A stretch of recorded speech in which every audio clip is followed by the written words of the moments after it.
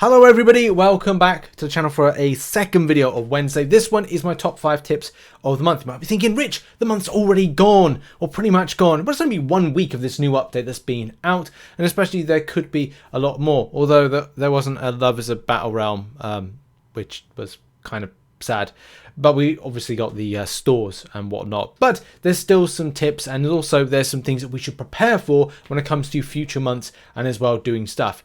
Lots of things free to play, standpoint considered, which we're going to go over in this video. Let's roll it. The first tip is all about Mojo Bucks and the MTN Store. From doing the All My Iron Men grind, you're able to pick up some Mojo Bucks, as a lot of you know, and spend it in the store. Now, there's some things and lots of important things to mention with the store. You're purchasing for what you particularly want, but do bear in mind, if you need things like rank up resources, you don't need to overextend. This is a great month for solutions to your own particular problems. If you need more rank up materials, then do consider certain things like going to the Glory Store, having a look to see if you need to purchase any kind of volumes, doing some kind of like strategies and as well spreadsheets to list down what you'll be able to get from stuff at the Glory Store, to then look to whether or not you are doing shard based spends over doing things like rank up resources. Like for me personally, I'm like, right, well, do I want more shards for more videos? Do I want to focus more on cast and crew crystal shards,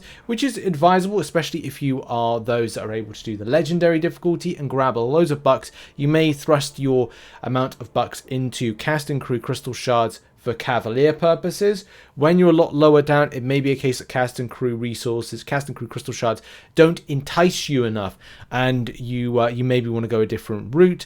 The same thing with looking at the milestones and kind of making that decision. If I'm spending the bucks, then I'm getting myself back some rewards, and some of these rewards in here may be more shard orientated, that you might go, okay, well, I'll focus rank up resources, and as I spend through, I'll get shard based things.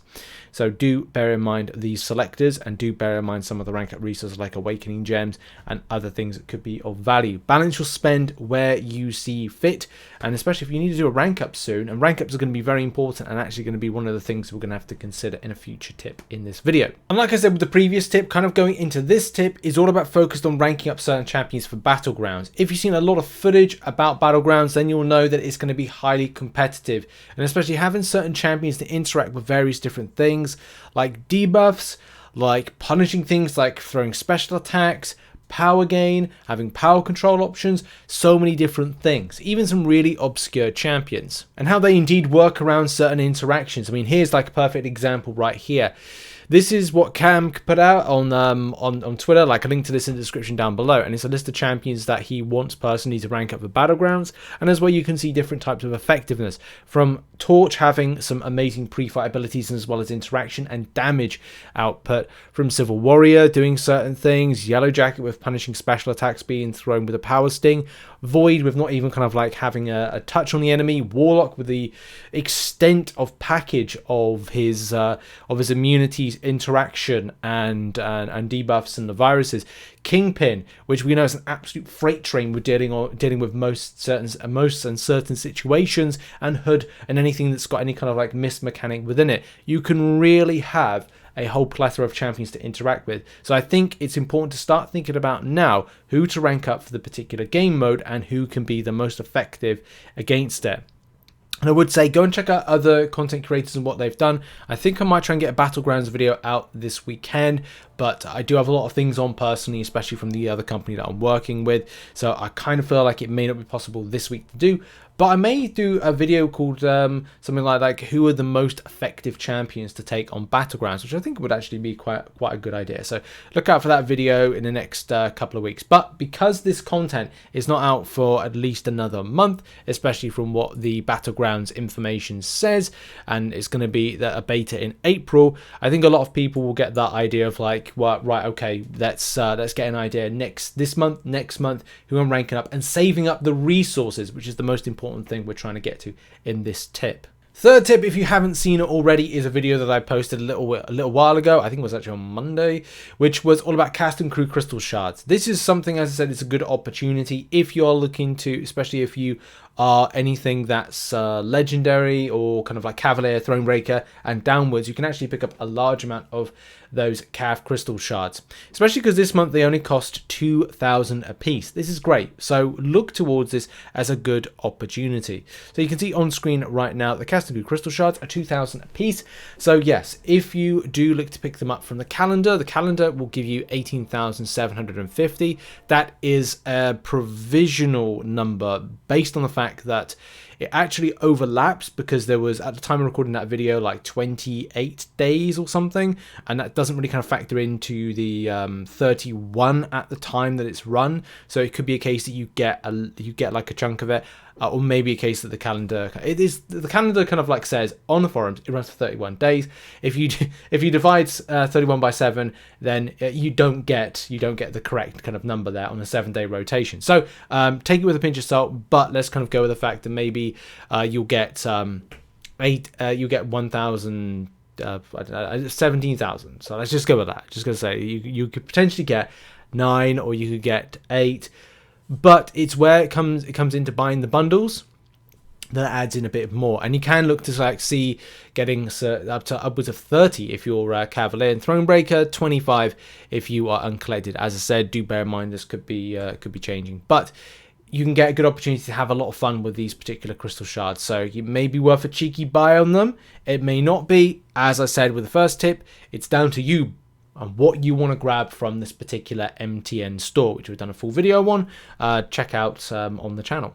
Our fourth tip is all about preparation and preparing for July 4th deals. Now, personally, I've stopped spending in Marvel Contest of Champions since December 25th. This means that now I am coming into my second month, I think it is, of not spending in game, and I plan to not spend until the input systems have been sorted out or a beta has come in. Now, that's a personal thing that I'm doing. It's up to you whether or not you want to do whatever you do. If you spend in game, look, I don't care. Like, if you spend, okay, cool, do what you want to do.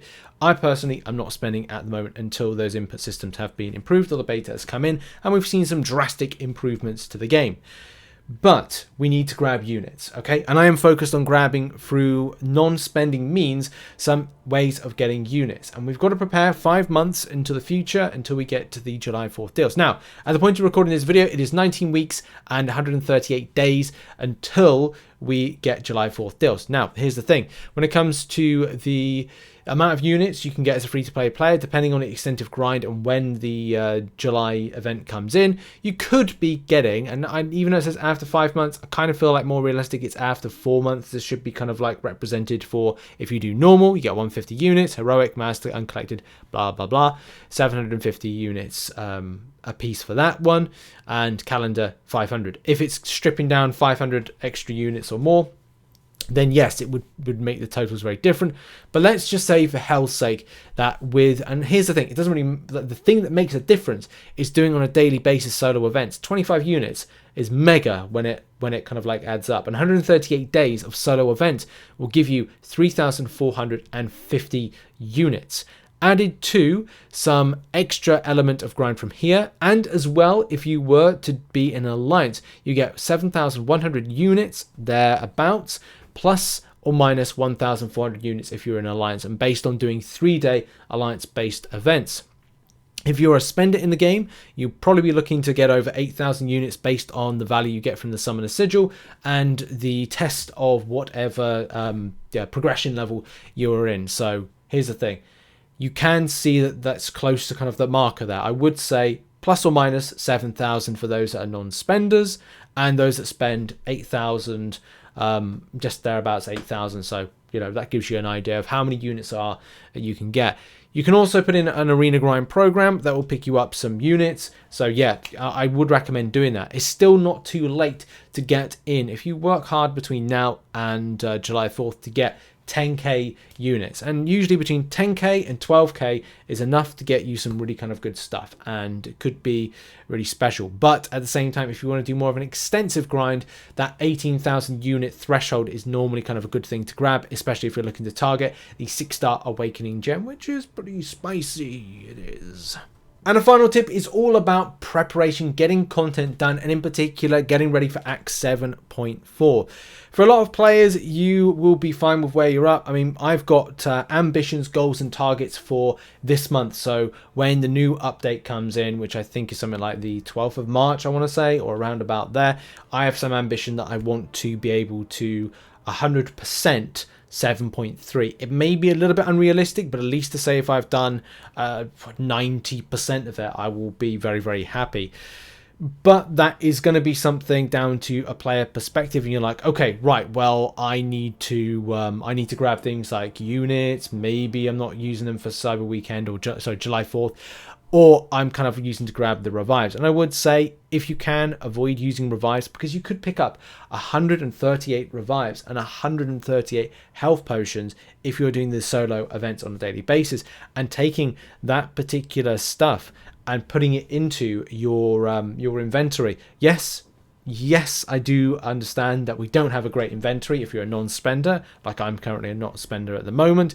So you need to do inventory management. I would say now is a good time to grind, because you will have a just less than 30 day kind of like window to cultivate, grab, and manage your stash. So currently my stash looks like this. So some of my revives are like 13 days. Okay.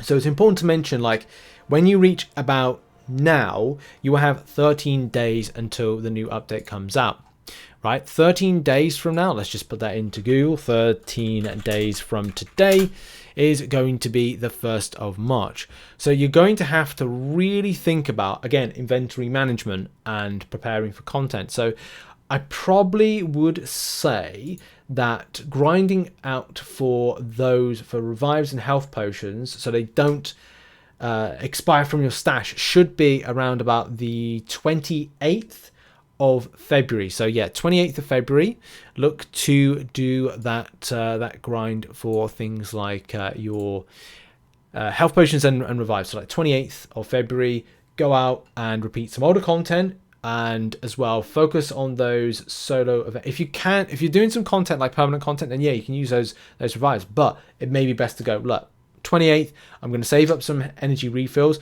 I'm going to go back to some lower content and repeat it to grab revives and health potions, because that's something that I do, is I kind of go back and see about repeating some older stuff, grabbing some more revives and health potions, and I'm able to kind of like reinvest that. And that's what I did when I did Gwynmaster, is take that, grind it there. So I haven't touched my units, which is something I talked about in a previous video. Keep your units as much as possible. And there we go. That has been the top 5 tips of the month for February, and hopefully there's some more interesting, exciting content that I can make some other kind of guides on. But it's just been a very straightforward month, and yeah, nothing to really think about or overthink about.